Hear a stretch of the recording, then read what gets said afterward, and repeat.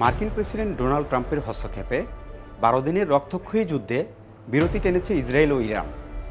ইসরায়েলের প্রধানমন্ত্রী বেনিয়ামিন নেতানিয়াহুর দাবি, এই যুদ্ধে তারা জয়লাভ করেছেন এবং ইরানের পারমাণবিক স্থাপনা সম্পূর্ণরূপে গুঁড়িয়ে দেওয়ার লক্ষ্য পূরণ হয়েছে।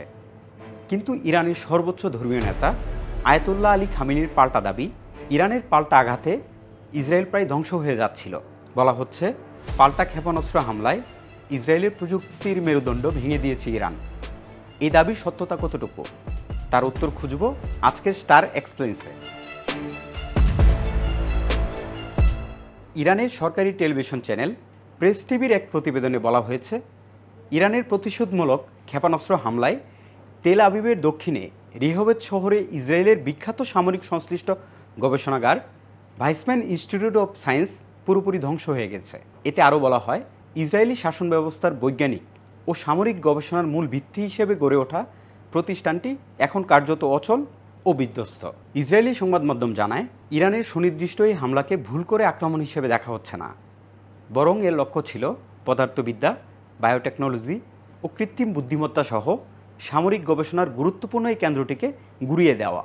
ইসরায়েলি টেলিভিশন চ্যানেল 13কে দেওয়া এক সাক্ষাৎকারে ভাইসম্যান ইনস্টিটিউট অব সায়েন্সের প্রেসিডেন্ট অ্যালন চেন স্বীকার করেছেন যে, ইরানের ব্যালিস্টিক ক্ষেপণাস্ত্র প্রকাণ্ড কমপ্লেক্সের গুরুত্বপূর্ণ ভবনগুলোয় অত্যন্ত সূক্ষ্মভাবে আঘাত করায় এর ব্যাপক ও অপূরণীয় ক্ষতি হয়েছে, ব্যাপক ধ্বংসযোগ্য হয়েছে এবং আমাদের প্রাথমিক মূল্যায়ন অনুযায়ী $300 মিলিয়ন থেকে $250 বিলিয়ন পর্যন্ত ক্ষতির আভাস পাওয়া যাচ্ছে। ক্ষয়ক্ষতির ছবি প্রকাশে বিধিনিষেধ আরোপের বিষয়টি স্বীকার করে তিনি আরও বলেন, ইরান যাতে এসব স্থাপনায় আবারও আঘাত করতে না পারে সেজন্য এই সিদ্ধান্ত নেওয়া হয়েছে। তবে বিধিনিষেধ সত্ত্বেও যেসব ছবি ও ভিডিও ফুটেজ ছড়িয়ে পড়েছে তাতে ইরানের ক্ষেপণাস্ত্র হামলায় ইসরায়েলের ভয়াবহ ক্ষয়ক্ষতির চিত্র ফুটে উঠেছে। গত 15 জুন ভাইসম্যান ইনস্টিটিউটকে নিশানা করে ব্যালিস্টিক ক্ষেপণাস্ত্র ছড়ে ইরান। এতে কমপ্লেক্সটির একাধিক অংশ ধসে পড়ে। একটি নবনির্মিত রাসায়নিক ও ভৌতবিজ্ঞান গবেষণাগার প্রায় পুরোপুরি ধ্বংস হয়ে যায়, যেটি এবছরই চালু হওয়ার কথা ছিল। জীবন ও গবেষণামূলক বিজ্ঞান চর্চার জন্য নিবেদিত ভবনও মারাত্মকভাবে ক্ষতিগ্রস্ত হয়েছে। অন্তত একটি ল্যাবে আগুনও লেগেছে। এই স্থাপনাটিতে ক্যান্সার ও কোষ পুনরুৎপাদনের ওষুধসহ গুরুত্বপূর্ণ গবেষণা প্রকল্প চলছিল। সবচেয়ে বেশি ক্ষতি হয়েছে কার্ডিয়াক রিজেনারেশন বিশেষজ্ঞ অধ্যাপক এলদাদ জাহরের। তার 22 বছরের গবেষণার ফসল হৃৎপিণ্ডের হাজারো টিস্যু, ডিএনএ, আরএনএ, অ্যান্টিবডি ও ল্যাবে তৈরি ভাইরাসের নমুনাসহ সবই ধ্বংস হয়ে গেছে। তিনি তার গবেষণাগার ধ্বংসের বর্ণনা দিতে গিয়ে বলেন, কিছুই অবশিষ্ট নেই, কোনো তথ্য নেই, ছবি নেই, নোট নেই, কোনো ইতিহাস নেই। প্রেস টিভি বলছে, ইরানি ক্ষেপণাস্ত্রের আঘাতে ইনস্টিটিউটের প্রায় 90% ভবন ক্ষতিগ্রস্ত হয়েছে। আর্থিক ক্ষতি হয়েছে আনুমানিক $300 থেকে $570 মিলিয়ন। ভাইসম্যান ইনস্টিটিউট অব সায়েন্সকে সাধারণত বেসামরিক বৈজ্ঞানিক প্রতিষ্ঠান হিসেবে তুলে ধরা হয় এবং এখানকার অনেক গবেষণা প্রতিবেদন একাডেমিক জার্নালে প্রকাশিত হয়। তবে এর অনেক প্রকল্প সামরিক গবেষণার সঙ্গে জড়িত, যা কখনোই প্রকাশ্যে আনা হয় না। 1948 সালে নাকবার সময় ভাইসম্যান ইনস্টিটিউটের যন্ত্রপাতি ও ক্যাম্পাস সরঞ্জামাদি সরাসরি জায়নিস্ট প্যারামিলিটারি দল হাগানার কাজে ব্যবহার করা হয়েছিল। ইনস্টিটিউটের শিক্ষক শিক্ষার্থীরাও প্লাস্টিক বিস্ফোরক, রকেট, মর্টার কামান শেল, নাপালম, টিয়ার গ্যাস ও মাইনসহ নানা ধরনের সমরাস্ত্র তৈরিতে যুক্ত।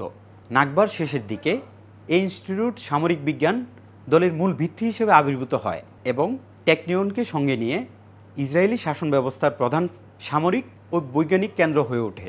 ভাইসম্যান ইনস্টিটিউট দীর্ঘ সময় ধরে ইসরায়েলের গোপন পারমাণবিক প্রকল্পের সঙ্গেও যুক্ত, কেননা 1952 সালে গঠিত ইসরায়েলের পরমাণু শক্তি কমিশনের চেয়ারম্যান ছিলেন ইনস্টিটিউটের প্রতিষ্ঠাতা আর্নস্ট ডেভিড বার্গম্যান। বার্গম্যানকে ইসরায়েলের পারমাণবিক অস্ত্র উন্নয়নের মূল কারিগর হিসেবে ধরা হয়। 1950-এর দশকে এই ইনস্টিটিউট নেগেভ মরুভূমি থেকে ইউরেনিয়াম উত্তোলনের কাজে অবদান রাখে। অনেক বিজ্ঞানী ইসরায়েলের পারমাণবিক অস্ত্র প্রকল্পের মূল কেন্দ্র শিমন পেরেস নেগেভ নিউক্লিয়ার রিসার্চ সেন্টারে কাজ করেছেন। তারা ভাইসম্যান ইনস্টিটিউটের স্নাতক কিংবা শিক্ষক ছিলেন। 2014 সালে সিনসিনাতি বিশ্ববিদ্যালয় ও তেল আবিব বিশ্ববিদ্যালয়ের যৌথ গবেষণা প্রতিবেদন থেকে জানা যায়, এই ইনস্টিটিউট পারমাণবিক পদার্থবিজ্ঞানে বিশেষজ্ঞদেরও প্রশিক্ষণ দেয়। এফবিআইয়ের তদন্তে উঠে আসে, ভাইসম্যান ইনস্টিটিউট পারমাণবিক ও প্রচলিত অস্ত্র উন্নয়নে গবেষণার পাশাপাশি গোপনে যুক্তরাষ্ট্রের সামরিক সিস্টেমেও প্রবেশ করেছে।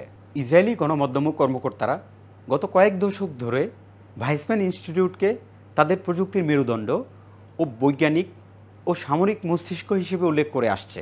এসব তকমা প্রতিষ্ঠানটির কৌশলগত গুরুত্বকে তুলে ধরে। তবে গত মাসে ইরানের ক্ষেপণাস্ত্র হামলার পর সুর পাল্টে ফেলেছে ইসরায়েলি গণমাধ্যম ও কর্মকর্তারা। তারা এখন ভাইসম্যান ইনস্টিটিউটকে একটি সাদামাটা বেসামরিক প্রতিষ্ঠান হিসেবে প্রচারের চেষ্টা করছেন এবং ইরানের হামলাকে অযৌক্তিক ও প্রতিশোধমূলক প্রতিহিংসা বলে বর্ণনা করছে।